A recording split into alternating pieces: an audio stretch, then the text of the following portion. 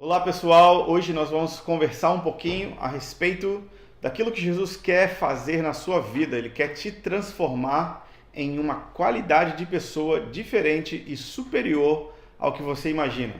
Talvez você está satisfeito com aquilo que Jesus já fez na sua vida, mas eu quero te dizer que Jesus quer te levar muito além. Ele quer influenciar todos os aspectos da sua vida, ao ponto de quando as pessoas olharem para você, eles verem Jesus em você. Jesus quer que você seja um discípulo dele. E o discípulo é literalmente aquele que segue o mestre, aquele que vai aonde o mestre vai, aquele que fala as mesmas palavras do mestre, aquela pessoa influenciada e que absorve o ensino de uma pessoa e ela é capaz de transmitir isso para outros. E é isso que Jesus quer fazer com você. Quando Jesus estava aqui no seu ministério terrestre, ele tinha vários grupos de pessoas com quem ele interagia. E um dos grupos principais com quem ele interagia eram seus discípulos. Ele pregava para as multidões, ele curava as multidões, ele multiplicava o pão para um monte de gente. Mas as pessoas que tinham o privilégio de seguir Jesus eram os seus discípulos. E o benefício de ser discípulo é que eles poderiam estar onde Jesus estava, eles poderiam fazer perguntas. Ei, Jesus, eu não entendi muito bem isso aqui. O que você quis dizer? Esse era um dos benefícios de ser um discípulo de Jesus. A finalidade de Jesus de treinar homens e de investir na vida de um grupo seleto de pessoas, e não necessariamente numa multidão de pessoas, é treinar e equipar para que aqueles homens, aquelas pessoas, eles pudessem reproduzir com qualidade aquilo que Jesus estava treinando eles para se tornar. Então, quando a gente vê a igreja que começa no livro de Atos, são os mesmos homens que passaram 3 anos e meio caminhando diariamente com Jesus, seguindo ele onde quer que ele fosse, comendo com ele, conversando com ele, vendo ele ministrar, vendo ele pregar, curar as pessoas.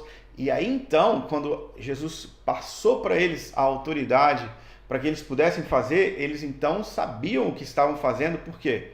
Porque eles foram treinados como discípulos. A gente pode observar que, mesmo antes de Jesus, no Antigo Testamento, o padrão bíblico sempre foi que os grandes homens de Deus reproduziam discípulos que iam além daquilo que eles mesmos estavam fazendo. Então a gente vê Moisés com Josué, a gente vê Elias com Eliseu e outros discípulos dos profetas e dos reis que serviam e que foram além. Nós, então, vemos que Jesus, ele nada mais, nada menos estava dando continuidade a um modelo bíblico de mentoria e equipar pessoas para que elas possam ir mais longe. Mas você pode estar se perguntando, será que eu sou um discípulo? Será que as pessoas ao meu redor que amam Jesus ou que vão na igreja, será que elas são um discípulo? Eu quero definir o que é um discípulo de Jesus para você de uma forma bem simples. Um discípulo de Jesus é aquele cara, aquela mulher que crê em tudo que ele falou e que faz tudo que ele manda. Um discípulo é aquele que creu, se arrependeu, foi batizado, foi cheio do Espírito Santo e agora ele vive uma vida cheia de fé, acreditando naquilo que Jesus diz, acreditando naquilo que as Escrituras prometem e obedecendo tudo o que o Mestre ensinou. É muito interessante a gente ver que em todo o relato bíblico, a gente não vê uma pessoa que era cristão não praticante, ou uma pessoa que só gostava ou admirava aquilo que Jesus falava, mas não se posicionava como discípulo. Ou as pessoas se tornavam ou elas não se tornavam. Não dava para ser meio termo. Os discípulos, eles eram o que eles foram porque eles acreditavam e obedeciam em tudo que Jesus falou. Então, a gente pode afirmar que não é opcional ser um discípulo de Jesus. Ou você é, ou você não é. Mas se você não é ainda, eu quero te desafiar para caminhar comigo durante esse estudo para que você venha a se tornar ou crescer naquilo que Jesus quer fazer na sua vida. Bom, eu quero compartilhar com você 5 características do discípulo de Jesus. A primeira característica é amar a Jesus com toda a sua alma, com toda a sua força, com todo o seu entendimento, o amar a Deus de todo o coração.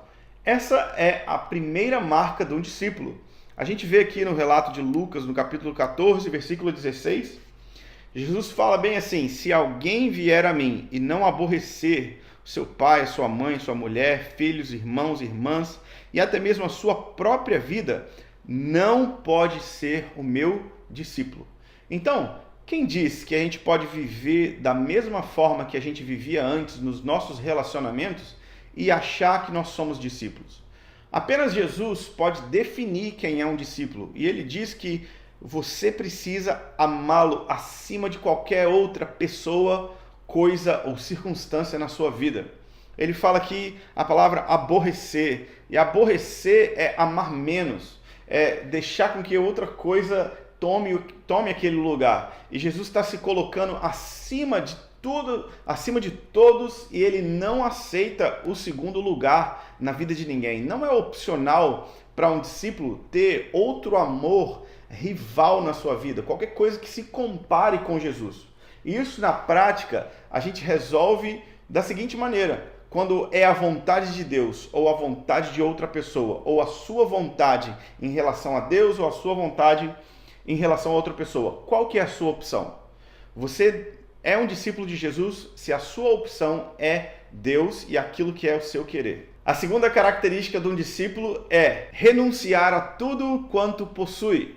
Dá uma olhada comigo no texto de Lucas 14 também, no versículo 33. Ele fala o seguinte: da mesma forma, qualquer de vós que não renuncia a tudo o que tem, não pode ser o meu discípulo. Renunciar tudo que tem não é fazer um voto de miséria, mas é colocar todas as coisas que você possui, todos os seus recursos, todo o seu dinheiro, todos os seus bens, todo o seu tempo, todas as coisas que você tem na sua vida à disposição do governo de Jesus. É Ele quem manda nessas coisas. Você não vive mais em função delas e elas não exigem mais ou não determinam mais a forma como você vive. Jesus é o seu Senhor. Então, você nega todas essas coisas. Não quer dizer que você não vai ter mais nada, mas isso quer dizer que tudo que você tem está sob o governo de Jesus. Muitas pessoas, elas vivem em função do seu trabalho, vivem em função das pessoas que giram em torno da sua vida. E um discípulo de Jesus, ele sabe dizer quem manda na sua vida.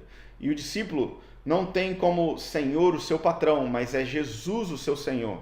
E o seu patrão é apenas um meio que ele tem para servir Jesus. O seu suprimento, a sua provisão vem através do seu trabalho, mas porque Deus cuida de você. O seu trabalho não é a fonte do recurso, não é a fonte da provisão, mas é Jesus através daquilo te sustentando. Então, com essa mentalidade, a gente pode entregar até mesmo as coisas mais importantes da nossa vida para Jesus. A terceira característica de um discípulo de Jesus é a obediência à palavra de Deus. Olha o que Jesus diz aqui em João capítulo 8, versículo 31. Se permanecerdes no meu ensino, verdadeiramente sereis os meus discípulos. Então, Jesus está desafiando ao discípulo dele permanecer no seu ensino. Permanecer em todo o conselho de Deus, que são as Escrituras. Permanecer nas Escrituras de forma profunda, mergulhar nela, desenvolver conhecimento de Deus e do seu propósito através de um ensino ou de um estudo das Escrituras. A palavra de Deus, ela é o conselho de Deus e o poder de Deus. E se nós permanecemos nela, nós vamos crescer em obediência, em conhecimento de Deus, e isso vai gerar em nós o fruto e a característica de um discípulo de Jesus. Então, não basta só você acreditar nem achar bonito as palavras de Jesus ou a palavra de Deus. Você precisa, na verdade, estar mergulhado naquilo que a palavra de Deus é e deixar que aquilo que é a palavra de Deus transforme a sua forma de pensar, que ela inunde o seu ser, que você seja cheio da palavra de Deus. Jesus, ele repreende os hipócritas, falando: por que vocês me chamam de Senhor se vocês não fazem o que eu mando vocês fazer? Então, hoje, talvez esse desafio é um desafio para a sua vida também. Será que você é um discípulo de Jesus? Será que você faz? Será que você faz aquilo que ele está pedindo? Ou será que você só chama ele de Senhor da boca para fora? Bom, a quarta característica de um discípulo de Jesus é amar como Jesus amou. A palavra de Deus diz que Jesus nos dá um novo mandamento, e esse mandamento é o seguinte: vocês vão amar uns aos outros como eu vos amei. E esse versículo sempre foi uma pergunta muito difícil na minha cabeça, sempre ficou muito confuso. Como que eu vou amar alguém igual Jesus amou? Será que eu vou ter que subir numa cruz e morrer por alguém? Como que é isso? Como que eu vou amar como Jesus ama? E eu descobri que é impossível a gente amar alguém como Jesus com as nossas próprias forças. O caminho para isso é, primeiramente, amar Deus e deixar que Ele nos ame. Quando nós somos amados por Deus, então nós podemos revelar este amor para outras pessoas. Então, de forma prática, amar como Jesus amou é quando você é amado por Deus e você reproduz isso na vida de outra pessoa. Da mesma forma como você foi perdoado, da mesma forma como você recebe misericórdia, da mesma forma como Deus não leva em consideração o seu tempo de ignorância, mas convida você para viver uma nova vida agora, nós devemos estender isso para todas as pessoas ao nosso redor. É dessa maneira que nós podemos amar como Jesus amou, quando nós permitimos a nós mesmos ser amados por Ele. É óbvio que quando nós somos amados por Deus, o amor de Deus vai transbordar. O amor de Deus vai se transbordar nas nossas atitudes, vai ser um fluir natural de amor. Porque uma pessoa amada, ela naturalmente, ela passa a amar outras pessoas também. E o ponto 5 da característica do discípulo que eu estou compartilhando com vocês hoje é multiplicar a vida de Jesus. A palavra de Deus diz que se nós permanecermos nele, nós vamos dar muito fruto. E pelo fato de darmos muito fruto, isso diz que nós somos discípulos. Dar fruto para Jesus, ou dar fruto da vida de Jesus, ela tem duas expressões. A primeira expressão, ela é pessoal, quando você manifesta o fruto do Espírito na sua vida, quando Jesus começa a viver através de você e você reage de forma diferente nas circunstâncias que antes você pecava. Agora você revela amor, agora quando você é confrontado, você revela paciência, você é transformado de dentro para fora. Essa é uma das realidades do fruto de Deus na sua vida. Mas a segunda realidade é dar muito fruto, é impactar a vida de muitas pessoas. É fazer com que outras pessoas mergulhem nessa realidade de que é conhecer Jesus. E quando nós estamos cheios de Deus e nós multiplicamos essa vida de Deus na vida de outras pessoas também vão ser desafiadas a se tornar discípulos de Jesus. E é isso que ele espera de um discípulo. Então, quando você está sob o governo de Jesus, é natural você multiplicar essa vida na vida de outras pessoas. Você não vai simplesmente despejar a Bíblia, um conselho bíblico ou conceitos bíblicos para alguma pessoa, mas você vai convidar pessoas para caminhar com você, para que as vidas delas sejam transformadas assim como a sua também tem sido. E esse é o plano de Deus para você, para que você dê muito fruto, para que você seja um discípulo dele. Bom, e para a gente encerrar, eu quero falar a respeito da ordem que Jesus nos deu.